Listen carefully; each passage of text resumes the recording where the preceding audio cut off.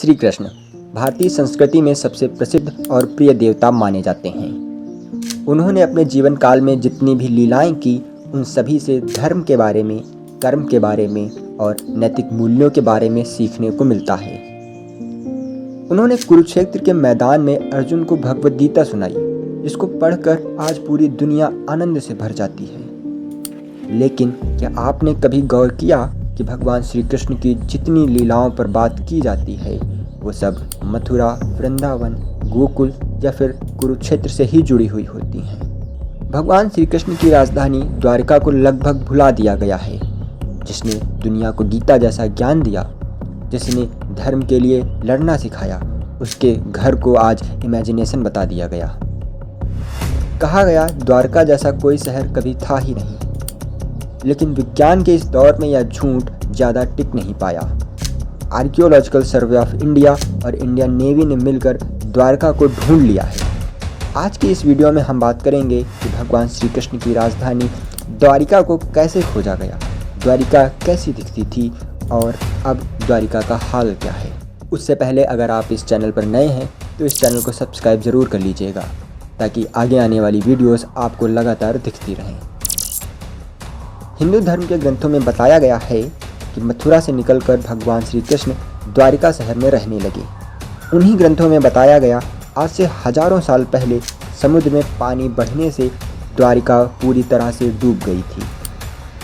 समुद्र में डूब जाने से द्वारिका ज़मीन पर दिखती नहीं थी, जिससे लोग कहने लगे कि इस शहर की बात बस एक काल्पनिक कहानी मात्र है, ऐसा कोई शहर कभी हुआ ही नहीं। लेकिन आर्कियोलॉजिकल सर्वे ऑफ इंडिया ने इस बात को गलत साबित कर दिया। द्वारका के डूबे हुए अवशेषों को सबसे पहले इंडियन एयरफोर्स के पायलट्स ने देखा, जिसकी बात 1970 के जामनगर गजट में भी की गई थी, जिसके बाद से द्वारिका के अस्तित्व पर बहस तेज हो गई। आर्कियोलॉजिकल सर्वे ऑफ इंडिया में काम करने वाले प्रोफेसर राव को द्वारिका को ढूंढने की जिम्मेदारी दी गई। प्रोफेसर राव की टीम ने 1 साल से भी ज़्यादा रिसर्च के बाद गुजरात के तट पर 560 मीटर लंबी एक दीवार को ढूंढ निकाला। इस दीवार की बनावट हिंदू ग्रंथों में बताई गई द्वारिका शहर की बनावट से मिलती थी। कार्बन डेटिंग से पता चला कि यह दीवार महाभारत के समय की है। लेकिन इसके बाद भी द्वारिका को सच नहीं माना गया। उसके अस्तित्व पर लगातार सवाल उठाए जाते रहे। 2001 में गुजरात के समुद्री तटों पर प्रदूषण से हुए नुकसान का अनुमान लगाने की जांच चल रही थी।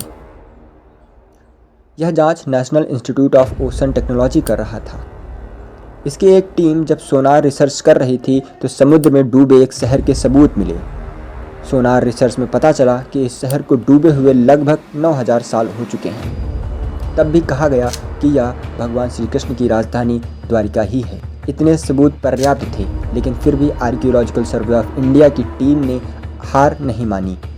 वो लगातार द्वारिका के बारे में रिसर्च करते रहे। साल था 2005। आर्कियोलॉजिकल सर्वे ऑफ इंडिया ने दोबारा टीम तैयार की। इस बार इंडियन नेवी भी इस सर्वे में उनका साथ दे रही थी। आर्कियोलॉजिकल सर्वे ऑफ इंडिया के डायरेक्टर ए के सिन्हा ने बताया कि 40,000 स्क्वायर फुट के एरिया में एक शहर के अवशेष मिले थे और ये सब समुद्र में डूबे हुए थे। इस रिसर्च में यह बात पता चली कि द्वारिका गुजरात में कच्छ के तट पर बसा हुआ शहर था। हजारों साल पहले शुरू हुए हिमयुग के खत्म होने के बाद समुद्र का जल स्तर बढ़ने से यह प्राचीन शहर समुद्र में डूबता चला गया। इतने पर्याप्त सबूत होने के बावजूद आज भी बहुत से ऐसे लोग हैं जो द्वारिका के अस्तित्व पर लगातार सवाल उठाते रहते हैं। वो लगातार इस बात को प्रचारित करते रहते हैं कि हिंदू ग्रंथों में लिखी हुई इस शहर की बात एकदम झूठी है, क्योंकि उसके अवशेष ज़मीन पर सिर्फ दिखाई नहीं देते हैं। जबकि वैज्ञानिकों की कई सारी टीम्स ने मिलकर द्वारिका के अवशेषों को भी खोज निकाला है।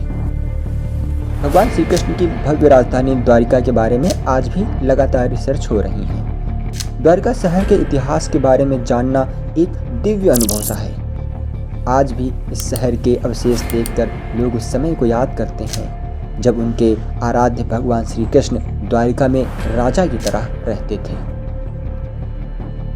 अगर आपको हमारी वीडियो पसंद आई हो तो प्लीज़ लर्न समथिंग के इस चैनल को सब्सक्राइब ज़रूर करें और वीडियो को लाइक एंड शेयर करें।